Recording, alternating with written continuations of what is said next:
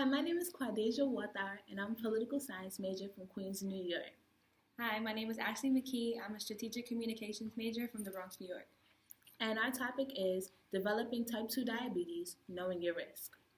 Type 2 diabetes, also called adult onset diabetes or non-dependent diabetes, is a lifelong chronic condition that causes your blood glucose levels to rise higher than normal. Type 2 diabetes is the most common form of diabetes. The key cells that are affected when type 2 diabetes initially develops is when the tissue cells of the muscle, fat, and liver are designed to take glucose out of the blood, pull it into the cells, and change it into energy. These cells require insulin to absorb glucose. When these cells fail to respond properly to the insulin, this condition is known as hyperinsulinemia. The cells in the liver also become insulin resistant and respond by making too much blood sugar.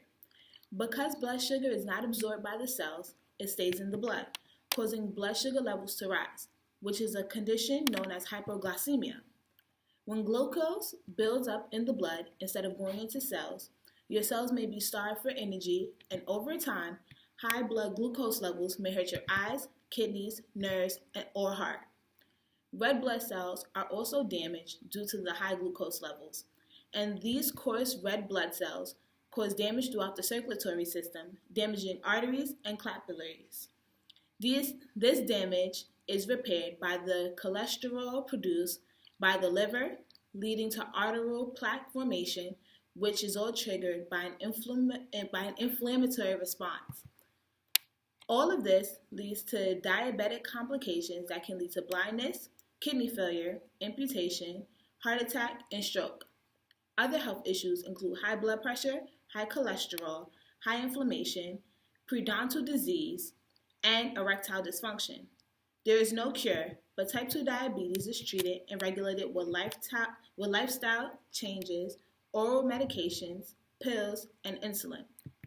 Some people with type 2 can control their blood glucose levels with healthy eating and being active. Type 2 diabetes symptoms often develop slowly. In fact, you can have type 2 diabetes for years and not even know it. There are several symptoms that show signs of type 2. For example, increased thirst and frequent urination. As excess sugar builds up in your bloodstream, causing fluid to be pulled from the tissues, this may leave you thirsty. As a result, you may drink and urinate more than usual. Next is increased hunger. Without enough insulin to move sugar into your cells, your muscles and organs become depleted of energy.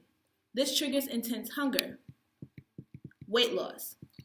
Despite eating more than usual to relieve hunger, you may lose weight. Without the ability to metabolize glucose, the body uses alternative fuels stored in the muscle and fats. As a result, calories are lost as excess glucose is released in the urine. Fatigue. If your cells are deprived of sugar, you may become tired and irritable. Blurred vision. If your blood sugar is too high, fluid may be pulled from the lenses of your eyes. This may affect your ability to focus. Slow healing. Sores are frequent infections. Type 2 diabetes affects your ability to heal infections and resist infections. Areas of darkened skin. Some people with type 2 diabetes have patches of dark, velvety skin in the folds and creases of their bodies, usually in the armpits and neck. This condition, called acanthosis nigricans, may be a sign of insulin resistance. Even though type 2 diabetes usually occurs in most individuals over 30 years old, it has increased with age. There is an alarming number of patients with type 2 diabetes who are barely in their teen years. Even though type 2 can be linked to genetics, most of these cases can be and are a direct result of poor eating habits, higher body weight, and lack of exercise.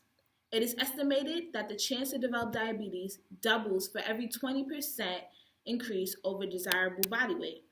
Some groups, such as African Americans, Native Americans, Latinos, and Asian African/Pacific Islanders have a higher risk of developing type 2 diabetes as opposed to others.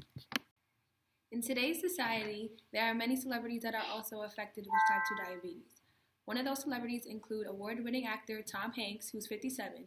He was diagnosed with type 2 diabetes in 2013 after years of having elevated blood sugar levels. Hanks had particular issues with his blood sugar levels due to something called yo-yo dieting. Basically, yo-yo dieting is something that actors do when they're trying to play a certain role. And so in order to play that role, they would either have to gain or lose weight. In Hank's case, he was gaining weight for a particular role, which enabled him his blood sugar levels to increase. Another celebrity battling with type 2 diabetes is Grammy Award-winning singer Patti LaBelle, who was actually unaware that she had type 2 diabetes until she collapsed on stage performing in 1994. When interviewed, her excuse was she was hooked on fried chicken and pasta. As we know, fried foods are never good in any diet if they're not eaten in moderation. And pasta ends up turning into sugar because it's a starch. So people with type 2 diabetes would have trouble breaking down sugars due to the lack of insulin in their body. She often refers to herself as a diabetic, meaning that she can go through it like a diva.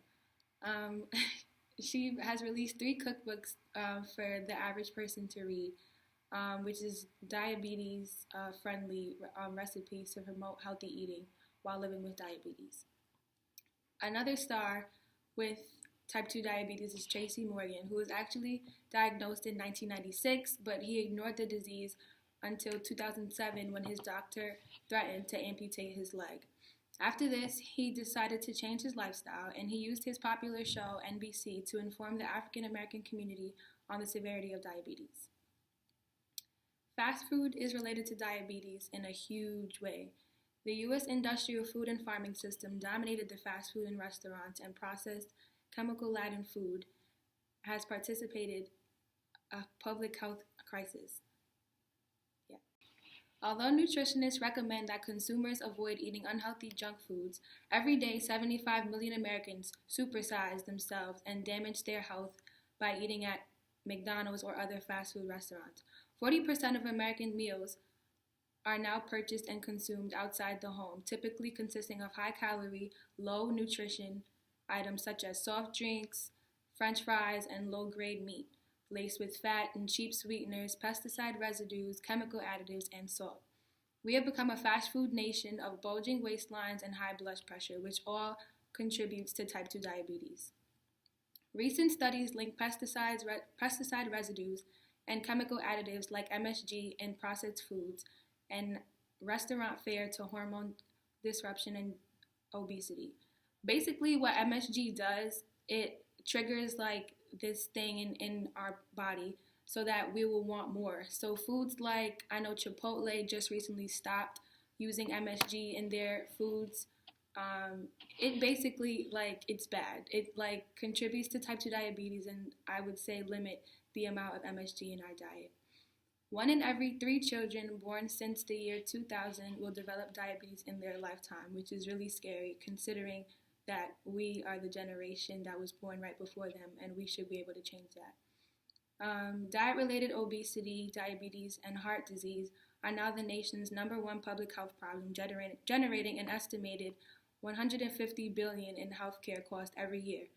Millions of youth and adults have literally become addicted to the chemically enhanced junk food served in fast food restaurants, school lunchrooms, and institutional cafeterias such as the one here at Hampton. In 1972, U.S. consumers spent $3 billion a year on fast food. Today, we spend more than $110 billion.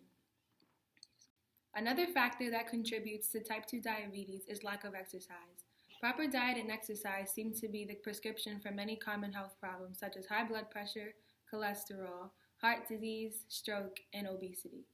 Weight loss resulting from unhealthy eating and increased physical activity enables muscle cells to use insulin and glucose more efficiently, thus lowering the diabetes risk.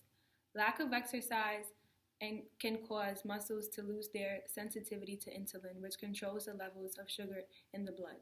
Clinical trials showing effectiveness of resistance training, such as weightlifting, are known to improve glycemic control in type 2 diabetes. In a new study of people with diabetes, engaging in 6-month moderate intensity exercise program led to significant health improvements, such as dancing, running track, anything that can help keep your blood flowing so that it could control your diabetes.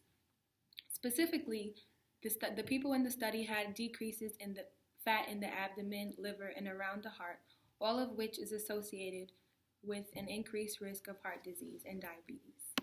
Making healthy eating and physical activity a regular part of your family life will also help to lower your loved one's risk of developing diabetes. Thanks for watching. Thank you, guys.